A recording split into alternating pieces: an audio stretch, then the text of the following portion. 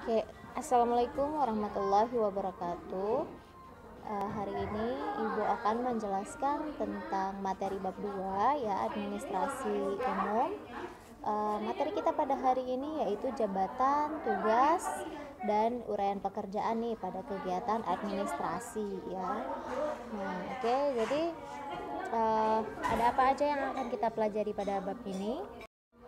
Nah, yang akan kita pelajari pada bab ini ada 4 hal ya. Jadi yang pertama itu ada pengertian jabatan, kemudian jenis-jenis jabatan, analisis jabatan, kemudian yang terakhir adalah jabatan administrasi dan uraian tugasnya ya. Jadi di sini kita akan mempelajari ini jabatan itu apa ya, jenis-jenisnya ada apa aja, kemudian bagaimana sih menganalisa jabatan, dan yang terakhir uraian tugas dari masing-masing jabatan yang ada di dalam administrasi itu sendiri ya. Nah, yang pertama itu ada pengertian dari jabatan itu sendiri. Oke, di sini kalian bisa melihat menurut KBBI ya, jabatan itu diartikan sebagai pekerjaan atau tugas dalam pemerintahan atau organisasi, fungsi ya, kemudian dinas dan juga jawatan. Nah, ini menurut Kamus Besar Bahasa Indonesia. Jadi sesuai dengan pengertian itu kita bisa menyimpulkan bahwa jabatan ini bagian yang tidak bisa dipisahkan dalam suatu organisasi. Nah, jabatan dalam organisasi umumnya itu terbagi menjadi beberapa tingkatan ya, mulai dari yang tertinggi sampai kepada yang terendah. Jadi setiap tingkatan jabatan itu punya tugas dan tanggung jawab yang berbeda-beda. Meskipun demikian, tapi tanggung jawab setiap jabatan itu turut menjadi fungsi yang menggerakkan suatu organisasi dalam mencapai tujuannya ya. Nah, sebuah jabatan itu umumnya diisi oleh orang-orang yang telah lulus kualifikasi ini dan standar perusahaan untuk menduduki jabatan tersebut. Jadi seseorang yang menduduki suatu jabatan itu dia tentu udah memiliki pengetahuan, keterampilan, dan juga sikap yang sesuai nih dengan jabatan yang ia miliki. Dengan demikian, ya bisa kita simpulkan dari pengertian tadi. Nah, jadi bisa kita simpulkan dari keseluruhan yang tadi itu bahwasanya jabatan itu adalah kedudukan pegawai ini dalam struktur organisasi yang memiliki kemampuan pengetahuan, keterampilan, dan juga sikap yang bertanggung jawab sesuai dengan kualifikasi ya, berdasarkan standar yang ada di perusahaan itu sendiri dan juga dengan fungsi yang spesifik. Oke. Nah, next dari pengertian itu kita tahu nih ada beberapa jenis jabatan. Nah, jenis-jenisnya itu ada apa saja? Nah, jabatan dalam sebuah organisasi ya, seperti yang tadi kita bahas, itu ada beberapa tingkatan mulai dari yang tinggi sampai yang terendah ya. Jadi dengan pembagian tugas yang berbeda-beda juga. Nah, contoh dari jenis-jenis jabatan yang bisa kita temukan dalam sebuah perusahaan itu ada 6 hal ini ya. Jadi ada 6 contoh di sini. Yang pertama itu adalah pimpinan kantor. Nah, pimpinan kantor ini orang yang memantau dan bertanggung jawab nih terhadap kelancaran aktivitas kantor secara keseluruhan. Nah, pimpinan kantor dikenal juga dengan sebutan kepala kantor ataupun direktur. Jadi selain bertugas memantau kelancaran aktivitas kantor secara keseluruhan, pimpinan kantor itu juga bertugas mengatur pembagian tugas pekerjaan personilnya, mekanisme kerjanya bagaimana, dan juga perlengkapan kerja kantor sesuai dengan kebutuhan ya. Jadi jangan dikira mentang-mentang pimpinan kantor gajinya banyak, kerjanya cuma leha-leha, tidak ya. Malahan dia yang memanage bawahan-bawahannya seperti itu. Nah, kemudian yang kedua ada jabatan manajerial. Nah, ini adalah orang yang memimpin dalam pelaksanaan pekerjaan dengan menjalankan fungsi-fungsi manajemen ya. Jadi dia menjalankan planning, organizing, evaluating, controlling, dan juga decision making. Nah, planning ini dimulai dari merencanakan ya, kemudian bagaimana mengatur, organize, kemudian dia melaksanakan ya, evaluating, kemudian dia mengontrol ya, mengawasi, dan juga dia membuat keputusan. Nah, jabatan manajerial ini jabatan yang memiliki bawahan. Contohnya misalnya manajer itu membawahi para staf dan juga non-staf atau pelaksana ya, seperti itu. Kemudian yang ketiga ada staf atau pembantu ahli. Nah, jabatan ini diisi oleh para tenaga ahli yang cakap dan mampu dalam bidangnya. Nah, staf atau pembantu ahli ini tugasnya itu membantu administrator dan juga manajer dalam melaksanakan pekerjaan-pekerjaan kantor. Nah, contohnya ya, staf simpan pinjam, staf akuntan, staf pemasaran ya. Nah, jadi dia itu membantu penugasan-penugasan yang terlibat dalam misalnya staf simpan pinjam ya, dia itu membantu admin dan manajer untuk mengelola tentang simpan pinjam, staf akuntan juga seperti itu dan seterusnya.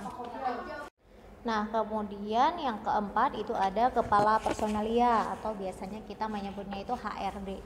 HRD ini kepanjangan dari Human Resource Department. Nah, orang ini tugasnya apa? Dia punya tugas di bagian khusus kepegawaian ya. Jadi tugasnya itu menentukan tenaga kerja mana nih yang sesuai dengan yang dibutuhkan oleh perusahaan. Jadi kalau misalnya kalian interview itu ketemunya sama HRD ya. Nah, selain itu HRD juga mengatur dan mengkoordinasikan hak-hak pegawai ya, kayak jatah cuti, kemudian santunan kesehatan dan lain sebagainya itu diurus sama HRD ya. Nah, kemudian yang kelima itu ada kepala TU ya, kepala tata usaha atau kepala administrasi. Nah, kepala TU itu orang yang menentukan garis-garis besar kebijakan dan juga tujuan yang harus dijalankan nih oleh kantor ya, serta memberikan pelayanan teknis dan juga administrasi kepada semua satuan unit. Jadi tugas bidang tata usaha ini meliputi perencanaan, pelaporan, kepegawaian, keuangan rumah tangga, keprotokoleran,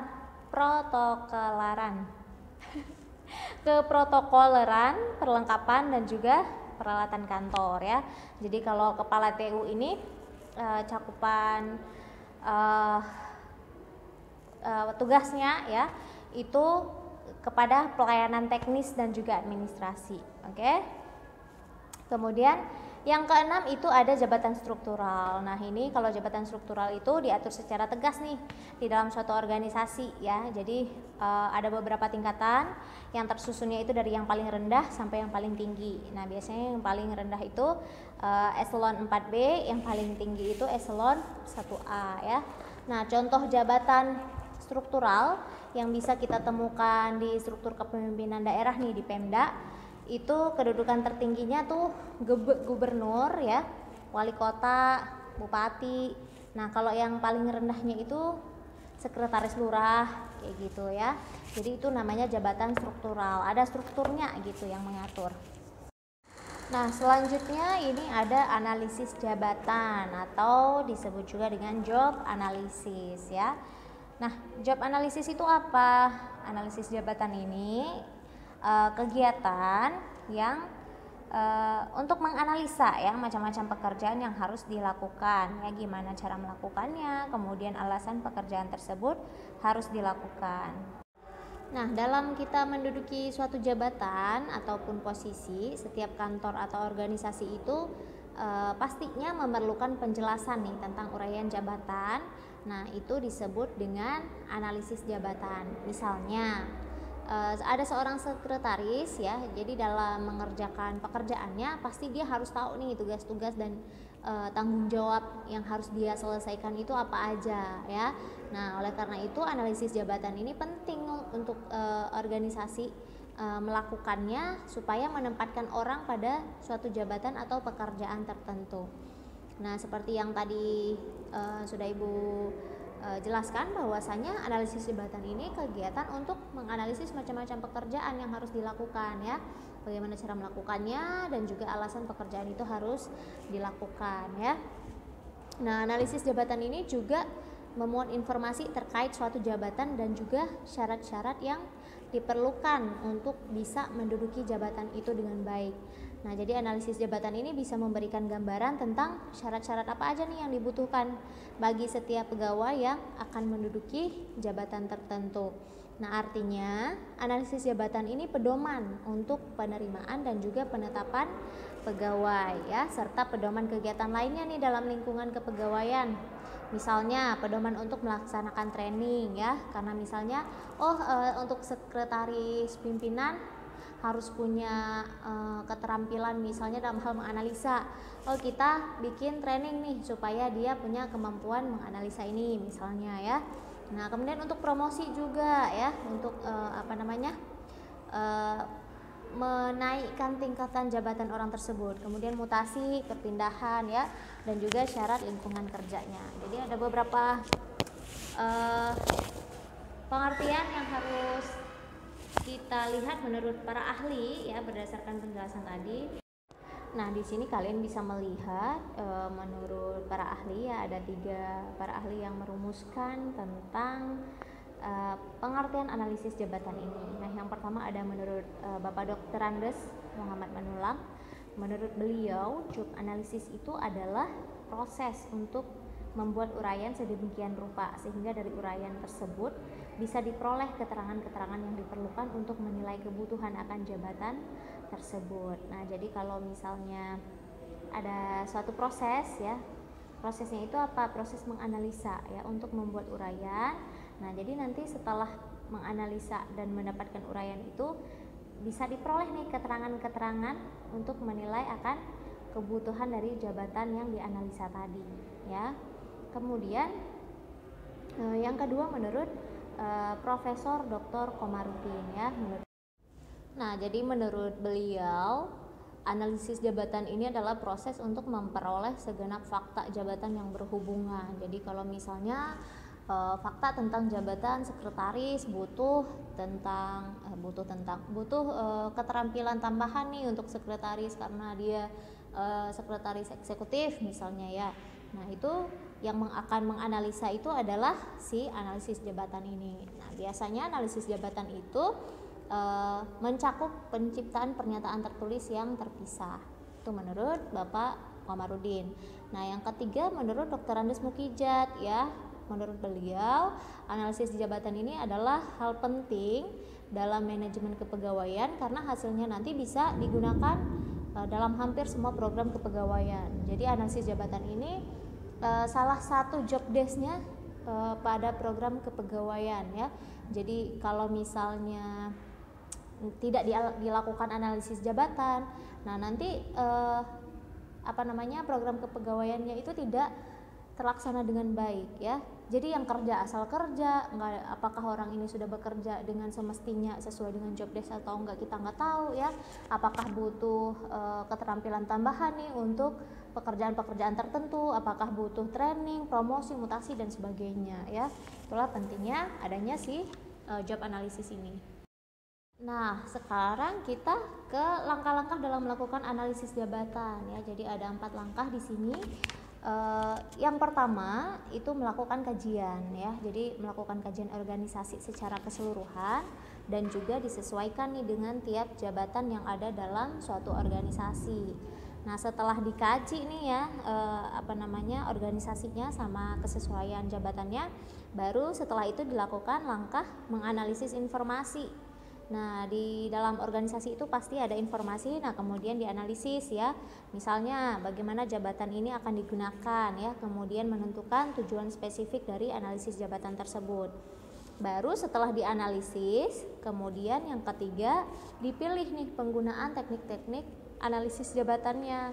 Nah, teknik ini nanti akan digunakan untuk mengumpulkan data tentang karakteristik jabatan tersebut. Kemudian perilaku yang disyaratkan apa aja, kemudian karakteristik yang perlu dimiliki sama si pegawai dalam melaksanakan pekerjaannya. Nah, data-data yang udah diperoleh itu nantinya akan digunakan dalam penyusunan uraian jabatan ya. Jadi misalnya organisasi A, nah itu ada jabatan ABC. Nah, itu nanti dianalisa apakah tujuan dari adanya jabatan ABC ini udah sesuai belum sama si organisasi ya. Kemudian nanti dianalisa nih pakai teknik apa nih, kita analisa. Nah, kemudian dianalisa apakah jabatan ABC ini butuhnya karakteristik yang seperti apa ya. Kemudian persyaratannya apa aja, si pegawai ini harus bagaimana supaya bisa di jabatan A, harus bagaimana kalau mau ke jabatan B dan seterusnya seperti itu. Nah, baru nanti yang terakhir menyiapkan spesifikasi jabatan.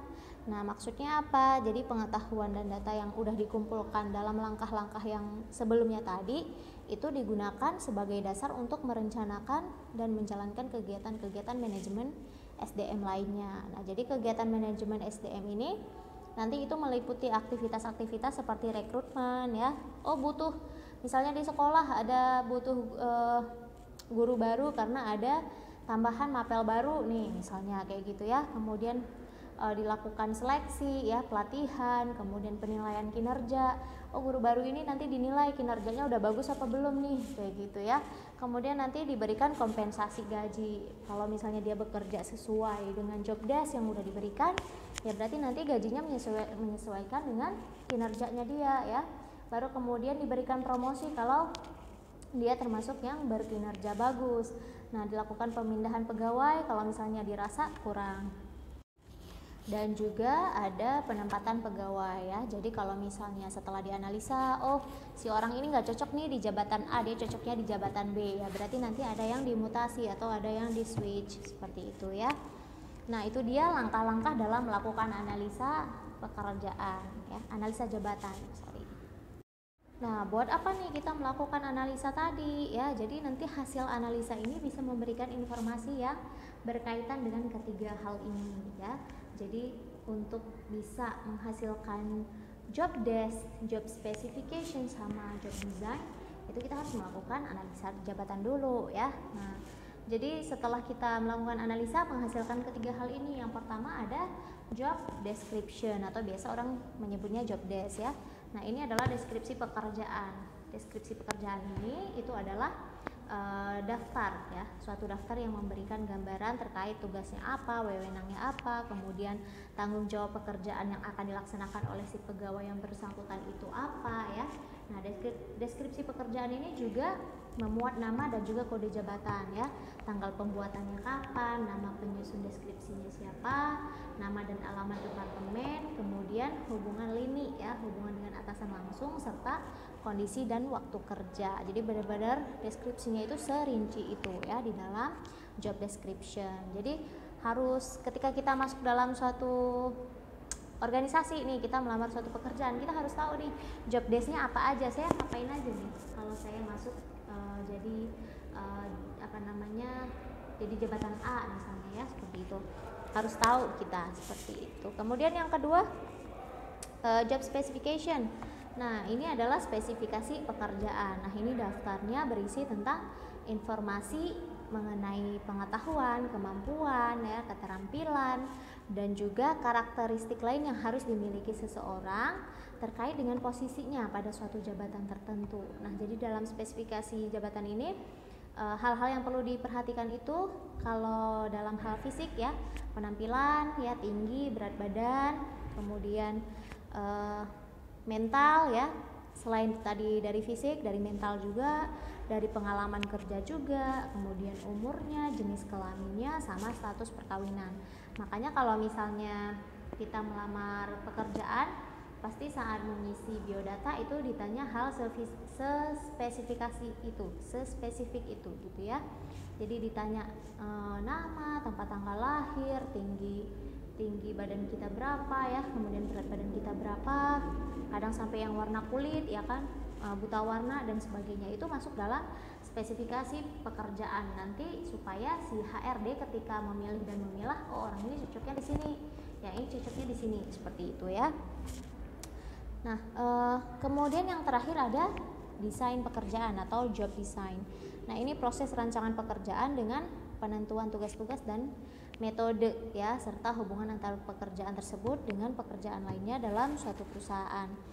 Jadi job design ini kita merancang pekerjaan ya, kemudian tugas-tugasnya dan juga metode pengerjaan tugasnya itu seperti apa ya. Seperti misalnya ada pekerjaan administrasi nih ya kan. Nah, kemudian apa aja nih kerjaan di dalam administrasi, tugasnya apa-apa aja, kemudian metode pengerjaannya seperti apa. Nah, itu masuk dalam job design seperti itu. Nah, jadi bukan sembarangan nih dalam kita menentukan job desk itu gimana, job spesifik itu gimana, sama job design itu seperti apa ya. Jadi semua ini dihasilkan karena kita sudah melakukan analisa jabatan tadi. Seperti itu ya, dan ini adalah tugas orang-orang yang berada di dalam kepegawaian ya. Ini salah satu programnya mereka, seperti itu. Nah, kemudian apa sih manfaat dari analisa jabatan itu sendiri ya? Nah, jadi ada beberapa manfaat nih yang didapatkan setelah kita melakukan analisa jabatan. Yang pertama itu perekrutan dan seleksi pegawai. Nah, jadi analisa jabatan dalam proses perekrutan dan seleksi pegawai ini bisa membantu perusahaan menemukan pegawai mana yang cocok dan punya kompetensi ya sesuai dengan yang diinginkan perusahaan. Makanya kenapa yang lamar ada 1.000 orang, yang diterima cuma 2 orang, karena dicari yang sesuai dengan 3 hal tadi ya, sesuai dengan job desk-nya, sesuai dengan job spesifiknya, sama job desainnya ya, sesuai nggak nih ketika dilakukan seleksi pegawai. Kemudian yang kedua, kompensasi gaji pegawai. Jadi setelah dilakukan analisa jabatan, perusahaan bisa menilai nih gimana kompetensi seseorang itu dalam melakukan pekerjaannya. Nah, kompetensi dan prestasi yang memuaskan dari pegawai itu bisa berimbas kepada kompensasi gaji yang diterima pegawai tersebut. Makanya kenapa gaji pegawai satu dan pegawai lainnya itu berbeda ya. Kadang nih kita melihat ada orang yang lulusan SMK ya sama lulusan S1 sama-sama bekerja di bagian admin. Itu gajinya akan berbeda karena kenapa? Kualifikasi pendidikannya itu berbeda. Seperti itu ya. Nah, itu balik lagi ke job specification tadi ya. Apakah dia itu lulusan pendidikan yang tinggi, apakah dia punya keterampilan yang sama dengan yang si S1 tadi gitu ya. Makanya sangat menentukan kompensasi gaji pegawai berdasarkan dari analisa jabatan tadi. Kemudian manfaat yang ketiga apa? Evaluasi jabatan ya.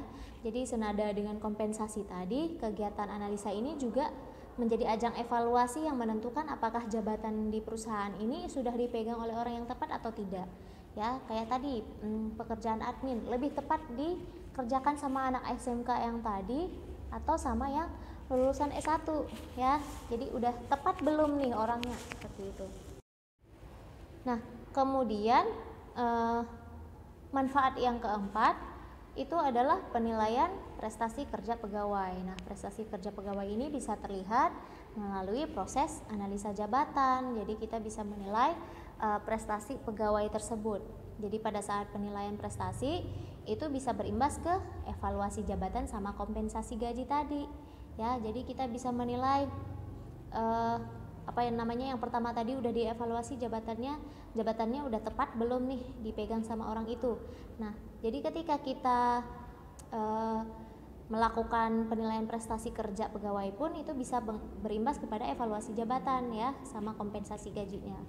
Nah, kemudian yang kelima manfaatnya itu adalah training ya, atau latihan. Nah, kegiatan pelatihan atau training ini tujuannya kan untuk meningkatkan kompetensi pegawai ya, baik kompetensi dalam bidang yang menjadi tugas dan tanggung jawabnya dia ataupun kompetensi dan bidang yang baru ya. Nah, kegiatan pelatihan ini biasanya itu ditujukan kepada para pegawai baru karena kan mereka baru menyesuaikan dengan perusahaan yang baru ditempatinya, seperti itu.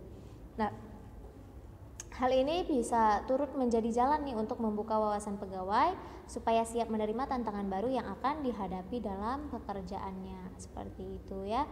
Nah, makanya kalau di dalam perusahaan itu sering diadakan training-training ya untuk meningkatkan skillnya mereka karena sudah dilakukan analisa jabatan tadi. Kira-kira jabatan ini butuh orang-orang dengan skill baru nggak? Apakah yang kita rekrut orang baru untuk skill ini ataukah kita perdalam skill dari orang-orang yang sudah ada di sini, seperti itu ya. Karena misalnya dilihat orang yang sudah ada itu sudah punya potensi, hanya saja perlu ditambahkan kompetensi baru, seperti itu. Nah, kemudian manfaat selanjutnya itu adalah promosi dan penempatan pegawai. Jadi dengan hasil analisa jabatan tadi itu berpengaruh terhadap promosi dan juga penempatan si pegawai. Nah, pegawai yang dinilai berprestasi ini itu bisa mendapatkan penghargaan berupa promosi. Nah, Nah, sedangkan pegawai yang belum menunjukkan performa maksimalnya ya, itu bisa ditempatkan pada bidang lain yang sesuai dengan kemampuannya. Nah, biasanya kan dikasih mutasi gitu ya. Nah, hal tersebut dilakukan dengan harapan kalau di tempat baru pegawai tersebut bisa mengembangkan potensinya secara maksimal. Nah, jadi kalau misalnya kalian melihat orang yang dimutasi jabatannya ya, nah yang biasanya dia di tempat yang bagus tiba-tiba yang kurang misal ya, nah itu berarti dia belum cocok nih, kemampuannya ada di tempat yang awal tadi, seperti itu ya, berdasarkan analisa jabatan. Nah, kemudian manfaat selanjutnya itu adalah organisasi. Nah, jadi hasil jabatan analisa jabatan tadi itu bisa berpengaruh terhadap pembaharuan organisasi. Nah, hal-hal yang misalnya dinilai udah nggak efektif nih dibuat menjadi lebih efektif. Nah, jadi melalui pembaharuan organisasi diharapkan perusahaan bisa mengalami kemajuan ya, baik itu dari sisi manajemennya maupun hasil kerjanya. Nah, dengan demikian tujuan yang diharapkan si perusahaan ini bisa segera tercapai ya. Nah, kemudian yang terakhir adalah penyederhanaan pekerjaan. Nah, masalah yang terjadi di perusahaan itu kan bisa berupa ketidakefektifan ya akibat pekerjaan yang tumpang tindih. Misalnya di perusahaan itu kadang sangat mungkin terjadi nih kondisi ketika pegawai atau divisi menangani pekerjaan tambahan yang bukan tugas pokoknya ya, karena kekurangan waktu, tenaga kerja ataupun alasan lainnya. Nah, hasilnya apa? Akibatnya itu hasil pekerjaannya itu menjadi tidak maksimal. Hasil pekerjaan yang tugas pokoknya dia jadi nggak maksimal. Misalnya ada orang dengan tugas pokoknya misalnya melakukan administrasi ya, tiba-tiba dia disuruh urus kepegawaian ya, tugas tambahannya. Nah, itu nanti yang tugas utamanya jadi nggak kepegang karena dia sibuk sama tugas tambahan dia tadi, karena nggak cukup waktu itu ya, seperti itu. Nah, itu bisa mengganggu pekerjaan yang menjadi tugas pokoknya dia. Nah, jadi dengan analisa jabatan, masalah seperti itu tadi bisa diketahui dan bisa dicarikan solusinya ya. Dengan cara apa? Dengan penyederhanaan pekerjaan. Nah, penyederhanaan pekerjaan ini bisa dilakukan dengan menambah tenaga kerja untuk mengerjakan tugas tambahan tersebut ya, dan juga memastikan kalau setiap jabatan itu hanya bertugas atau bertanggung jawab pada pekerjaan yang menjadi tanggung jawabnya saja, seperti itu ya. Jadi ada penyederhanaan pekerjaan. Nah, itu dia manfaat-manfaat yang akan dirasakan ketika kita melakukan analisa jabatan pada suatu organisasi. Nah, kemudian timbul pertanyaan baru nih, gimana sih caranya melakukan analisa jabatan ya? Jadi ada 4 metode dalam pengumpulan data yang akan digunakan dalam kegiatan analisa jabatan. Apa aja nih? Yang pertama ada melalui kuesioner. Nah, kuesioner ini pengumpulan datanya itu menggunakan daftar pertanyaan yang udah kita susun sebelumnya. Habis itu disebarkan nih ke pegawai untuk diisi ya. Nah, kalau misalnya di perusahaan sering ngisi-ngisi kuesioner ya ataupun pakai Google Form ya. Nah, itu tujuannya untuk menganalisa jabatan ini. Nah, kemudian yang kedua melalui pengamatan atau observasi. Nah, ini pengumpulan datanya itu dengan mengamati langsung cara kerja pegawainya dalam melaksanakan tugasnya ya. Nah, hasil dari pengamatan itu nanti dicatat, kemudian diolah sebagai informasi terkait si pegawainya, tugasnya bagaimana, dan juga jabatan yang diampunya. Nah, ini ada plus minus ya. Kalau kuesioner kadang si pegawai ngejawabnya nggak jujur ya. Kadang kalau pengamatan takutnya pengamatan itu sifatnya subjektif ya, berpihak seperti itu. Karena kita suka ngelihat si A, jadi penilaian kita terhadap si A jadi bagus gitu ya. Nah, jadi ada plus minus. Bagusnya kalau diimbangi ya. Jadi dua-duanya dipakai gitu.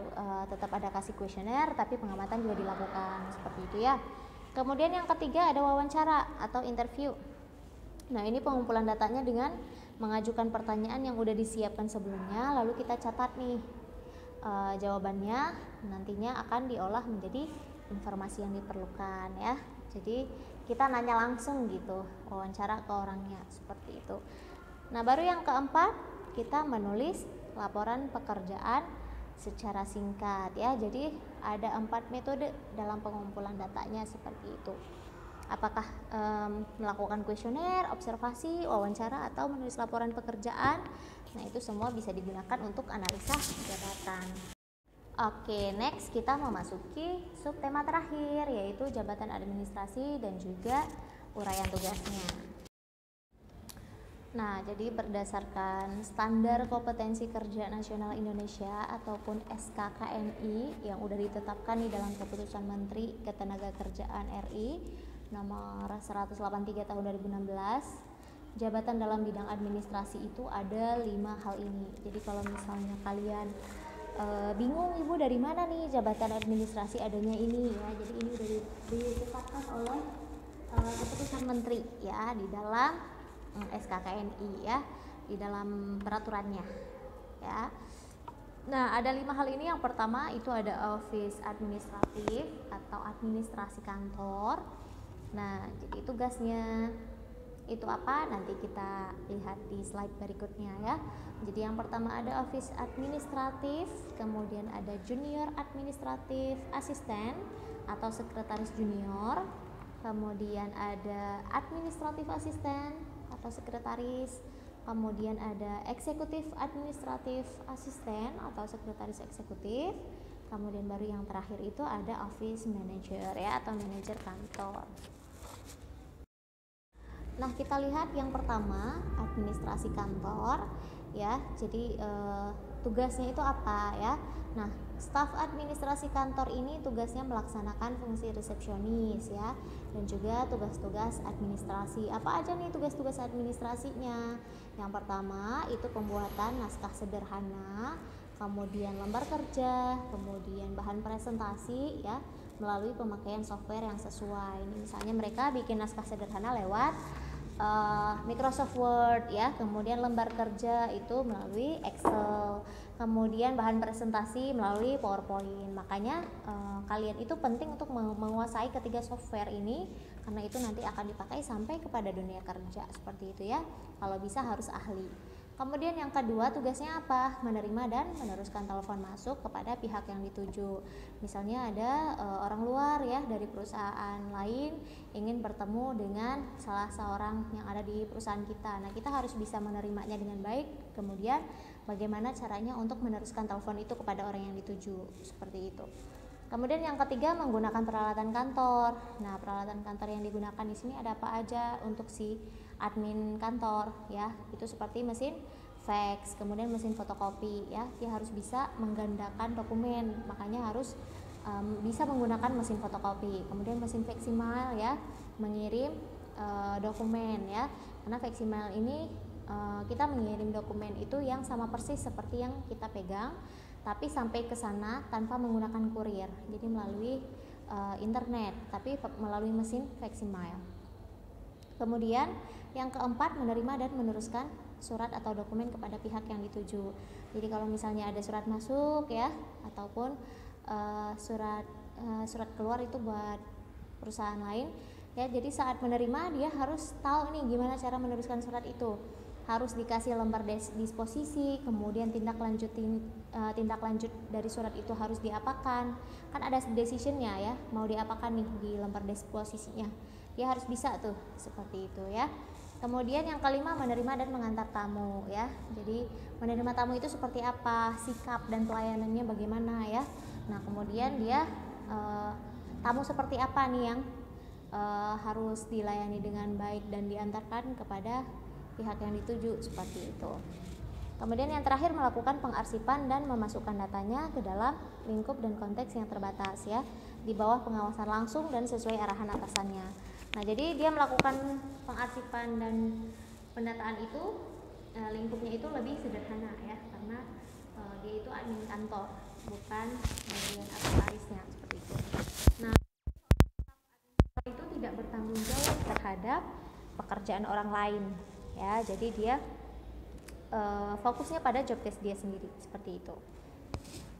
Nah, kemudian selanjutnya itu ada sekretaris junior ya. Sekretaris junior ini atau junior administratif asisten, tugasnya itu dia nggak jauh berbeda nih sama yang admin kantor tadi ya.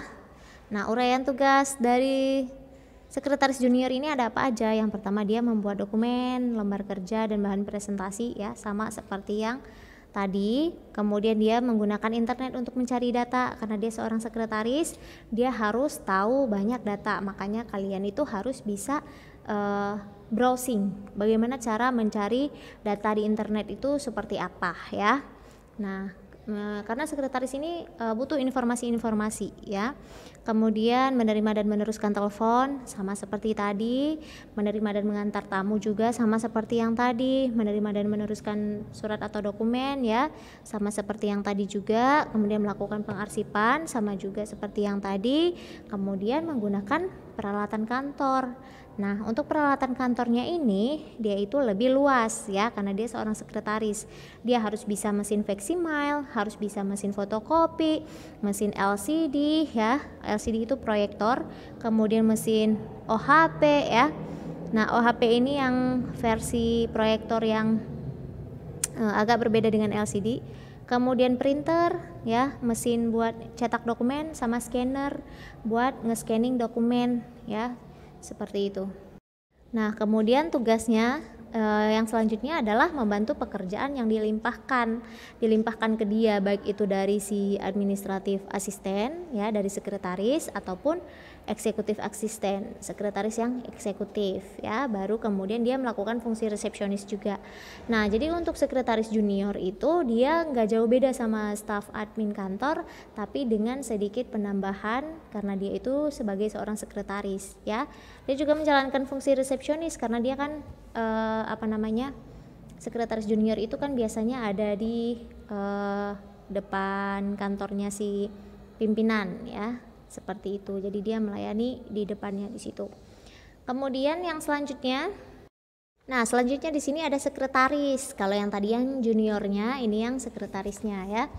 Nah, biasa disebut juga dengan administratif asisten ya. Nah, tugasnya itu apa? Nah, dia itu menjalankan tugas-tugas yang mendukung administrasi bisnis dan juga memerlukan pengalaman tambahan, serta dia juga membawahi beberapa penyelia. Nah, seorang sekretaris ini dituntut untuk punya beberapa keahlian. Apa aja keahlian yang harus dia miliki ya? Yang pertama ini dia punya keterampilan yang ekstensif nih dalam menggunakan beberapa jenis software komputer ya, seperti Microsoft Word, Excel, PowerPoint. Itu udah di luar kepala lah, udah kerjaan dia sehari-hari ya.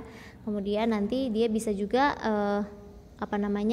menggunakan aplikasi-aplikasi lainnya yang mendukung pada pekerjaan sekretarisnya.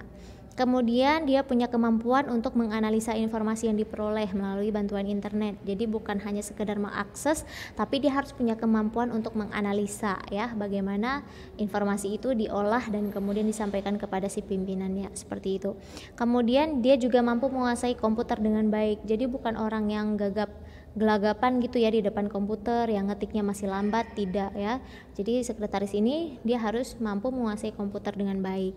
Kemudian dia juga harus punya jiwa kepemimpinan yang tinggi dan juga bisa membawahi beberapa staf admin. Karena dia kan sekretaris, dia harus bisa membawahi seperti staf admin kantor, kemudian sekretaris junior tadi ya. Seperti itu. Jadi dia harus punya jiwa kepemimpinan, karena dalam membawahi beberapa orang itu harus punya jiwa memimpin yang baik.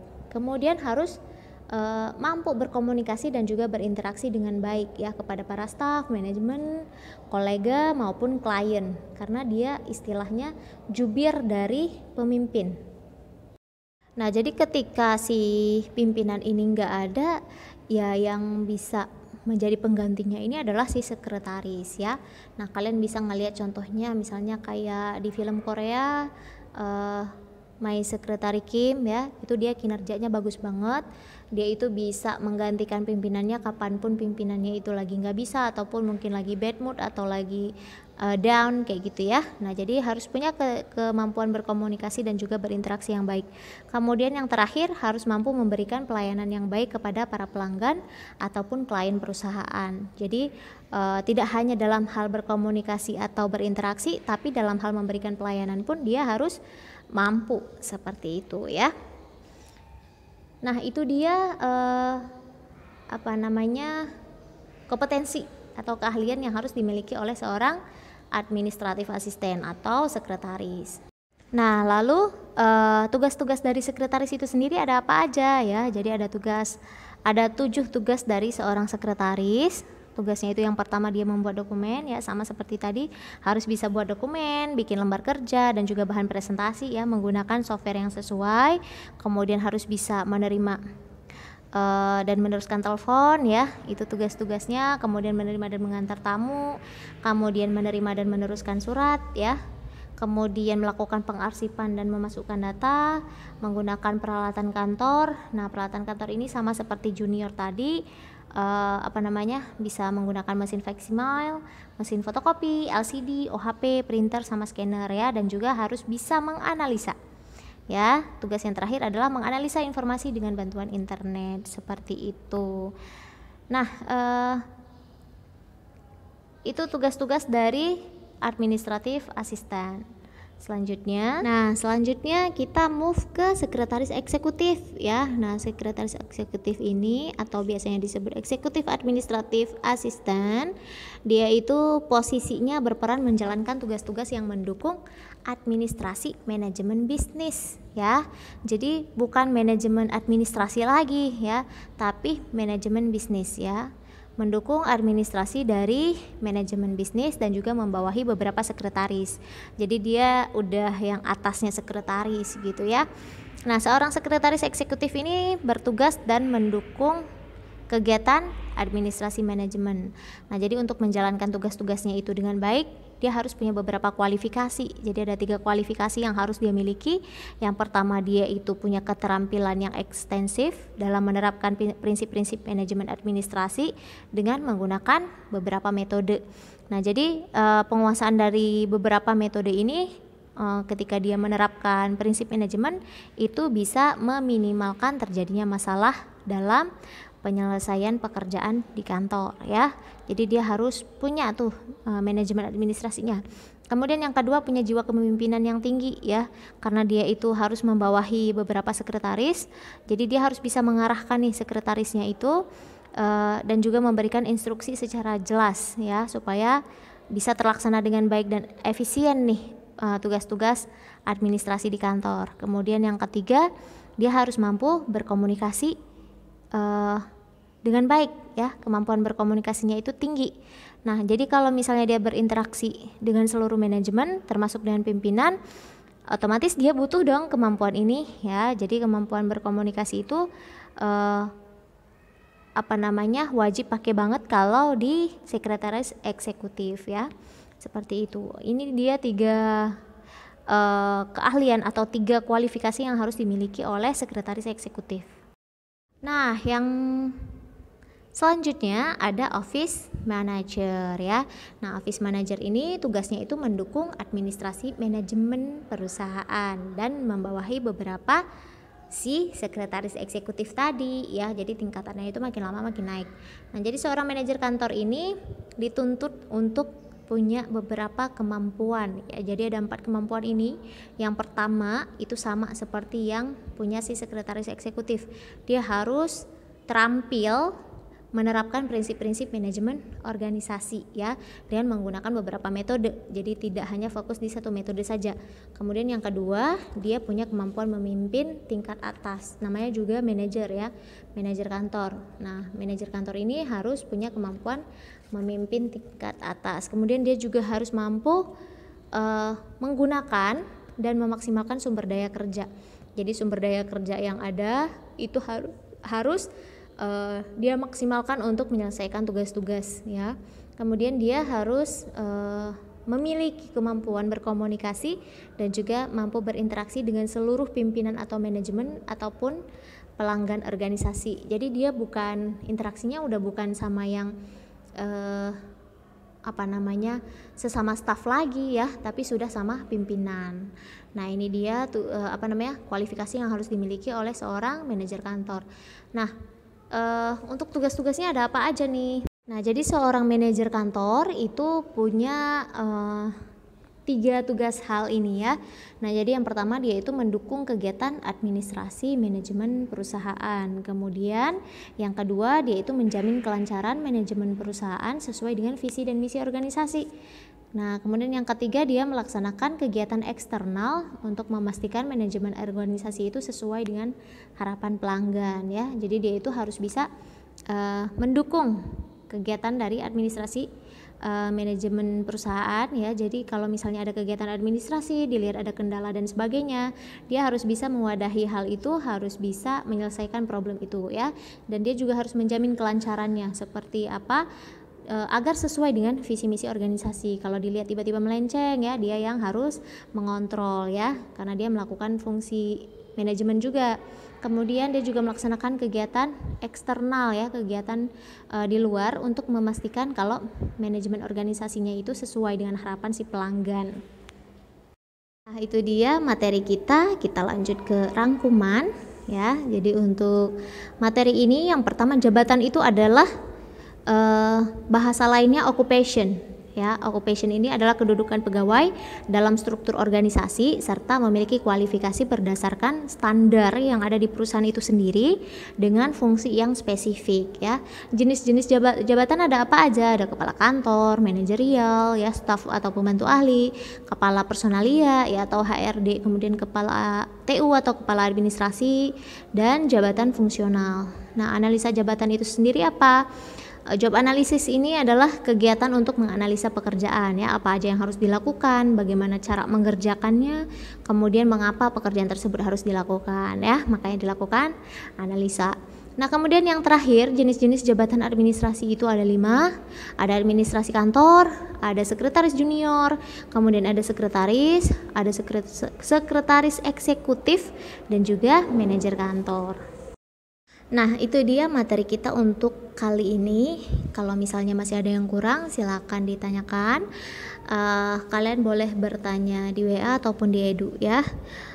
Kalian bisa dengarkan ulang kalau misalnya penjelasannya kurang mengena gitu ya. Kalian bisa mencepatkan juga speednya ataupun kalian bisa melambatkan tergantung kebutuhan kalian. Oke, jangan lupa dikerjakan tugas studi kasusnya. Kumpulkan di Edu ya, dan tulis tangan seperti itu. Oke, terima kasih untuk hari ini. Kurang lebihnya Ibu mohon maaf ya. Ibu juga banyak kekurangannya. Wabillahi taufik wal hidayah. Wassalamualaikum warahmatullahi wabarakatuh.